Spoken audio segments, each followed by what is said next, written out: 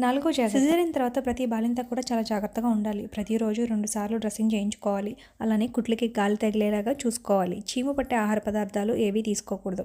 ఇవన్నీ పాటిస్తే కుట్లు చీము పట్టకుండా వచ్చే ఇన్ఫెక్షన్స్ నుంచి మనం కాపాడుకోవచ్చు. ఐదో జాగ్రత్త, ఇది ముఖ్యమైన జాగ్రత్త. బ్రెస్ట్ ఇన్ఫెక్షన్ రాకుండా ఉండాలి అంటే డెలివరీ అయిన మరుక్షణం నుండి మనం బిడ్డకి పాలు పడుతూ ఉండాలి. వారికి మొదటగా వెంటనే పాలు రావు కాబట్టి ఏడుస్తారు. ఏం పర్వాలేదు, వారు అలాగా సక్ చేయడం వల్ల కొద్దిగా పాలు రావడం జరుగుతుంది. కొంతమందిలో అయితే పాలు అవసరానికి మించి వస్తూ ఉంటాయి. అలాంటప్పుడు ఎక్కువైన పాలను చేతితో తీసివేయవలను. మరి పాలు ఎక్కువగా ఉన్నప్పుడు తొందరగా పాలు బయటకు రావడానికి వేడి నీటితో కాపడం పెట్టుకోవాలి. ఒకసారి గట్లు కట్టిన తర్వాత ఇక మనం చేయాల్సింది ఏమీ లేదండి. ఆపరేషన్ చేసి కుట్లు వేస్తారు. ఇక అప్పటి నుండి మనం బిడ్డకి పాలు కూడా ఇవ్వడం జరగని పని.